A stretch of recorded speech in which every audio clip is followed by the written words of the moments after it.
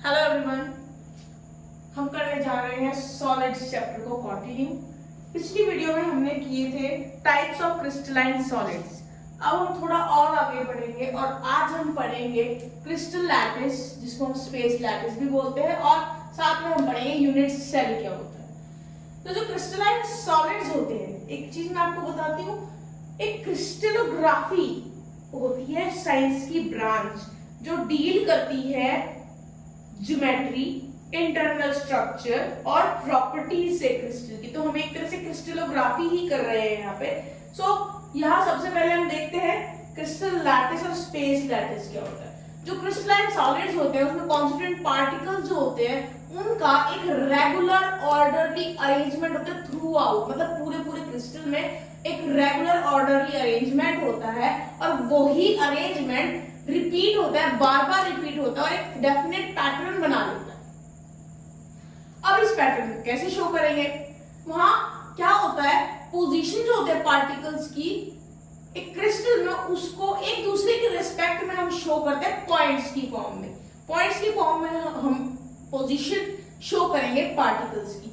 जो crystal lattice है वो 3D 2D भी हो सकता है, 3D मतलब कि 2 डायमेंशंस में भी हो सकता है और 3 डायमेंशन में भी हो सकता है। तो सबसे पहले हम 2 डायमेंशनल क्रिस्टल लैटिसेस पढ़ेंगे। जो 2 डायमेंशनल क्रिस्टल लैटिसेस है वो प्लानर होते हैं। प्लानर कैसे? एक तो ये प्लेन, एक तो ये एक्सिस हो गया ये वाला, और एक ये वाला एक्सिस हो गया। तो ये एक्सिस और ये एक्सिस दोनों एक ही प्लेन में है, इसीलिए प्लानर होते हैं। एंड ये जो प्लानर क्रिस्टल लैटिस है, 2 डायमेंशनल क्रिस्टल लैटिस है, इसको हम रिप्रेजेंट करते हैं 2 बेसिक वेक्टर्स की फॉर्म में, ए और बी, मतलब कि उसकी लेंथ और हाइट, लंबाई और चौड़ाई, और उनके बीच के एंगल की फॉर्म में हम दिखाते हैं। तो हमारे पास यहाँ पे 5 टाइप के डायमेंशनल लैटिसेस हैं। पहला है स्क्वायर लैटिस जिसमें ए और बी इक्वल है और एल 90 डिग्री है। दूसरा है रेक्टेंगुलर लैटिस जिसमें ए और बी इक्वल नहीं है, एल 90 डिग्री है पर। ये तीसरा है हेक्सागोनल लैटिस। ये देखिए 1 2 3 4 5 6, ये हेक्सागन बना रहा है और इस हेक्सागन का सबसे छोटा यूनिट ये बनता है, इसलिए ये हेक्सागोनल लैटिस है। इसमें ए और बी इक्वल होते हैं और एल होता है 60 डिग्री। फिर आपका आता है पैरेललोग्राम लैटिस। ये साइड्स पैरेलल साइड्स होती है, जो वो पैरेलल साइड्स जो है वो इक्वल होती है, जैसे ये और ये इक्वल है, ये और ये इक्वल है। तो A and B are not equal and L is not equal to 90 degree. अगर L जो है 90 डिग्री के इक्वल आ जाता है तो ये आपका पैरेललोग्राम नहीं रहेगा। हेलो एवरीवन, हम करने जा रहे हैं सॉलिड्स चैप्टर को कंटिन्यू। पिछली वीडियो में हमने किए थे टाइप्स ऑफ क्रिस्टलाइन सॉलिड्स। अब हम थोड़ा और आगे बढ़ेंगे और आज हम पढ़ेंगे क्रिस्टल लैटिस, जिसको हम स्पेस लैटिस भी बोलते हैं, और साथ में हम पढ़ेंगे यूनिट सेल क्या होता है। तो जो क्रिस्टलाइन सॉलिड्स होते हैं, एक चीज मैं आपको बताती हूँ, एक क्रिस्टलोग्राफी होती है साइंस की ब्रांच जो डील करती है ज्योमेट्री, इंटरनल स्ट्रक्चर और प्रॉपर्टीज से क्रिस्टल की। तो हम एक तरह से क्रिस्टलोग्राफी ही कर रहे हैं यहाँ पे। यहाँ सबसे पहले हम देखते हैं क्रिस्टल लैटिस और स्पेस लैटिस क्या होता है। जो क्रिस्टलाइन सॉलिड्स होते हैं उसमें कॉन्स्टिट्यूएंट पार्टिकल्स जो होते हैं उनका एक रेगुलर ऑर्डरली अरेंजमेंट होता है थ्रू आउट, मतलब पूरे क्रिस्टल में एक रेगुलर ऑर्डरली अरेंजमेंट होता है और वही अरेंजमेंट रिपीट होता है, बार बार रिपीट होता है और एक डेफिनेट पैटर्न बना लेता है। अब इस पैटर्न को कैसे शो करेंगे? वहां क्या होता है, पोजीशन जो होते हैं पार्टिकल्स की एक क्रिस्टल में, उसको एक दूसरे के रिस्पेक्ट में हम शो करते हैं पॉइंट्स की फॉर्म में। पॉइंट्स की फॉर्म में हम पोजीशन शो करेंगे पार्टिकल्स की। जो क्रिस्टल लैटिस है वो 3D 2D भी हो सकता है, 3D मतलब कि 2 डायमेंशंस में भी हो सकता है और 3 डायमेंशन में भी हो सकता है। तो सबसे पहले हम 2 डायमेंशनल क्रिस्टल लैटिसेस पढ़ेंगे। जो 2 डायमेंशनल क्रिस्टल लैटिसेस है वो प्लानर होते हैं। प्लानर कैसे? एक तो ये प्लेन, एक तो ये एक्सिस हो गया ये वाला, और एक ये वाला एक्सिस हो गया। तो ये एक्सिस और ये एक्सिस दोनों एक ही प्लेन में है, इसीलिए प्लानर होते हैं।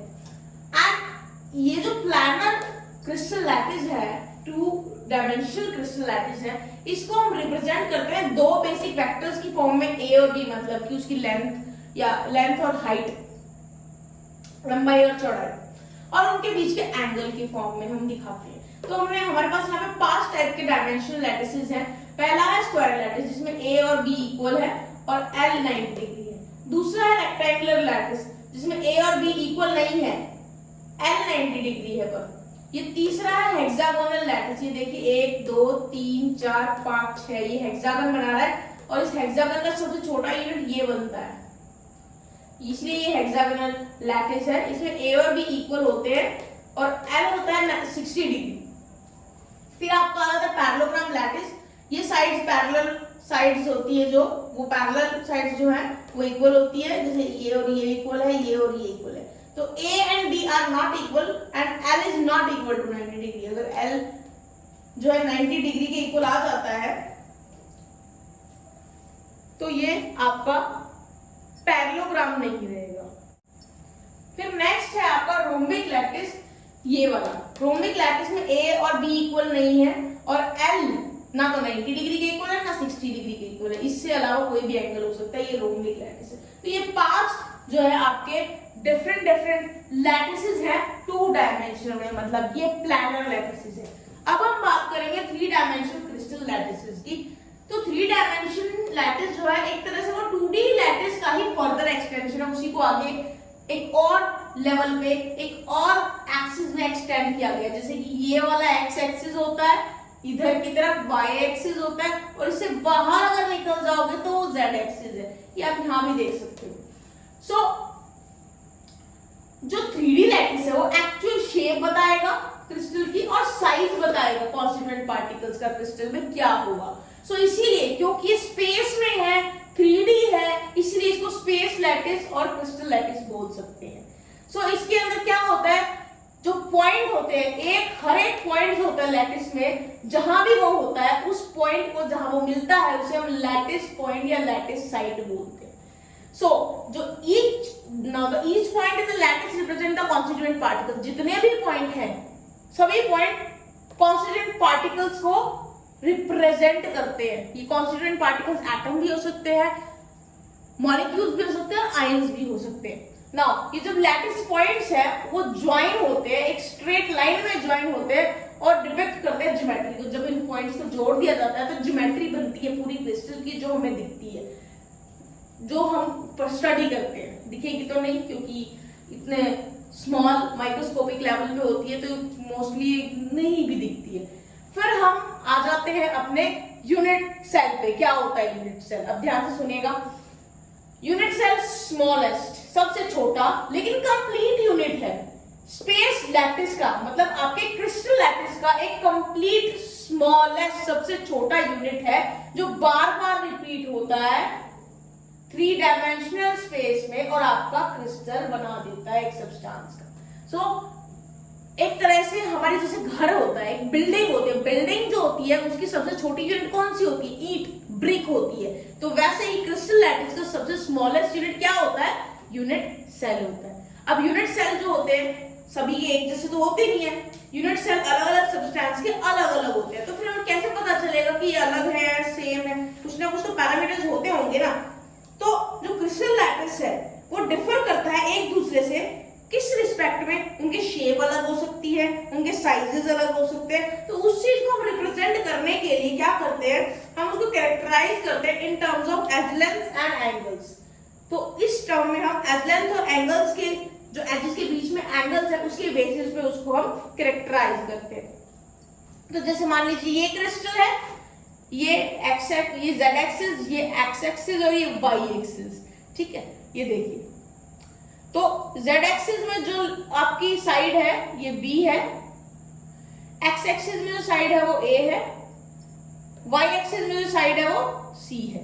तो ए बी सी जो साइड्स है ये 3 पैरामीटर्स तो ये हो गए एज लेंथ, और फिर है एंगल बिटवीन दीज एजेस।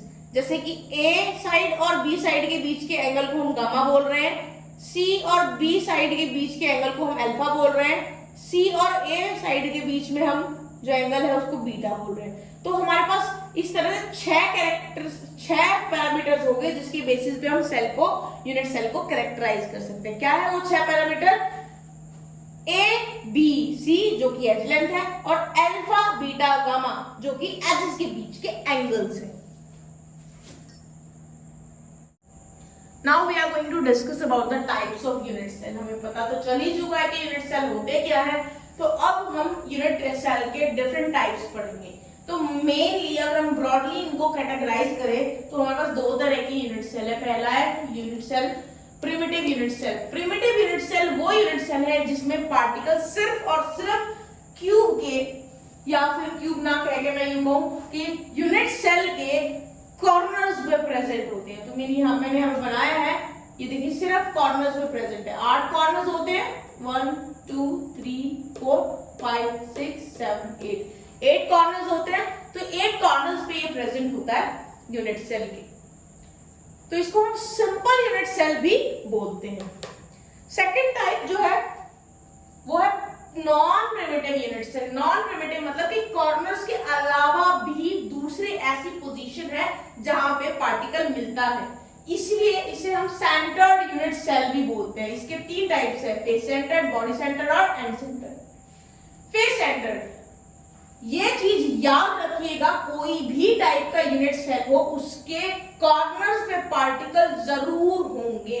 तो फेस सेंटर्ड है तो कॉर्नर्स पे पार्टिकल्स तो है ही, 8 कॉर्नर्स पे साथ में प्रेजेंट होंगे आपके हर फेस के सेंटर पे। फेस मतलब जैसे कि मान के चलिए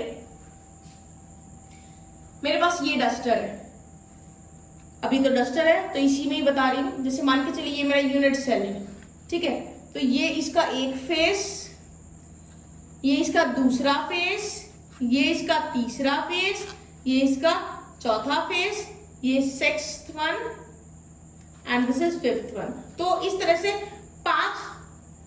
6 फेसेस होते हैं किसी भी यूनिट सेल के। तो आप चेक कर सकते हो, कोई भी आपके पास इस तरह का 3D सब्सटेंस हो, कोई भी चीज इस तरह चेक कर सकते हैं। आप रूम को ही ले लीजिए, आपका रूम है, आपके पास बिल्कुल लाइव बड़ा आपके पास यूनिट सेल है, तो आप अपने रूम के फेसेस चेक कर लीजिए। आपके आमने सामने वाली दीवार, आपके लेफ्ट राइट वाली दीवार, 4 हो गए। एक आपका ऊपर सीलिंग और नीचे आपका फ्लोर, कितने हो गए? 6 यूनिट सेल्स, सॉरी 6 फेसेस हो गए। तो हर फेस के सेंटर में, मैं फेस सेंटर बोल रही हूँ, तो हर फेस के सेंटर में, जैसे मान के चलिए ये मेरे पास है, ये इसका फेस है, इसके सेंटर में यहाँ एक यूनिट सेल, इस यूनिट सेल के यहाँ सेंटर में एक स्फीयर प्रेजेंट होगा, एक पार्टिकल प्रेजेंट होगा। एक ये फेस है, इसके सेंटर में प्रेजेंट होगा, एक यहाँ इसके सेंटर में प्रेजेंट होगा, इसके सेंटर में, और एक यहाँ इस सेंटर में प्रेजेंट होगा। तो इस तरह से आप चेक कर सकते हो। तो 6 फेसेस हैं, तो यहाँ पे 1 ऊपर वाले फेस में, ये आपके राइट में, राइट वाले फेस के सेंटर में, ये नीचे आपके फ्लोर के सेंटर में, ये इधर आपके लेफ्ट वाली दीवार के सेंटर में, ये आपके बैक साइड वाली दीवार के सेंटर में, और ये आपके फ्रंट वाली दीवार के सेंटर में। ये इस तरह से आप इमेजिन कर सकते हो, इस तरह से आपके फेस सेंटर में पार्टिकल्स प्रेजेंट होते हैं। फिर आ जाते हैं बॉडी सेंटर, बड़ा ही इजी है ये। बॉडी सेंटर मतलब बॉडी के सेंटर में तो होगा ही, कॉर्नर्स पे तो है ही, एक बॉडी के सेंटर में मतलब कि आपके कमरे के बीचों बीच एक जो है पार्टिकल प्रेजेंट है, एक स्फीयर प्रेजेंट है, ये इमेजिन कर सकते हैं आप। तो इस तरह से ये जो यूनिट सेल है, इसके सेंटर में बिल्कुल बीचों बीच एक पार्टिकल प्रेजेंट होगा। फिर आ जाते हैं हम एंड सेंटर्ड पे। एंड सेंटर्ड क्या होता है? एंड सेंटर्ड कॉर्नर्स पे तो प्रेजेंट है ही, साथ में एक एंड पे प्रेजेंट होगा।